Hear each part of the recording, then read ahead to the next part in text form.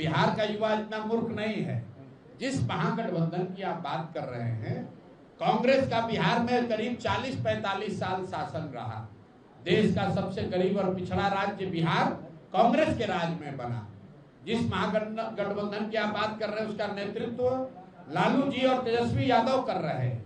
ये लोग पिछले 15 साल 30-35 साल में 15 साल खुद मुख्यमंत्री रहे, 3 साल तेजस्वी यादव स्वयं से उप मुख्यमंत्री रहे। तो उन्होंने कितने रोजगार दिए हैं, बिहार की क्या दुर्दशा उन्होंने की है, ये प्रशांत किशोर को बताने की जरूरत नहीं है। पूरा समाज जानता है कि लालू जी के कालखंड को जंगल राज कहा गया, और पश्चिम चंपारण से ज्यादा इस बात को कौन जानता है किस दुर्दशा में यहाँ पर लोग रह रहे थे।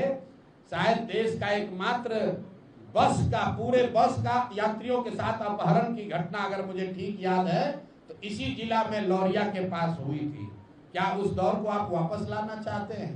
ये रोजगार मेला और कलम बांटना, किसी ने कहा कि तेजस्वी यादव कलम बांट रहे, तो हमने कहा भाई तेजस्वी यादव कलम वाले नहीं, कट्टा वाले नेता हैं। जब तेजस्वी यादव और राजद की सरकार थी तो बिहार की पहचान कट्टा बनाने वाले राज्य के तौर पर होती है थी। अब क्यों कलम बांट रहे हैं हम आपको बता देते हैं। कोई जब आप सुनते हैं कहानी, शेर बूढ़ा हो जाता है, शिकार करने की क्षमता खत्म हो जाती है, तो सुने न सोना का कंगन दिखाता था।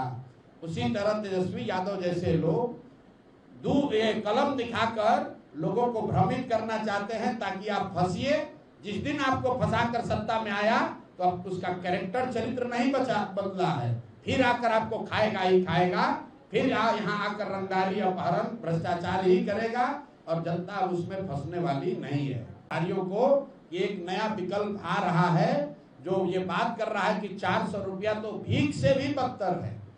आज के जमाने में भीख से भी बदतर है।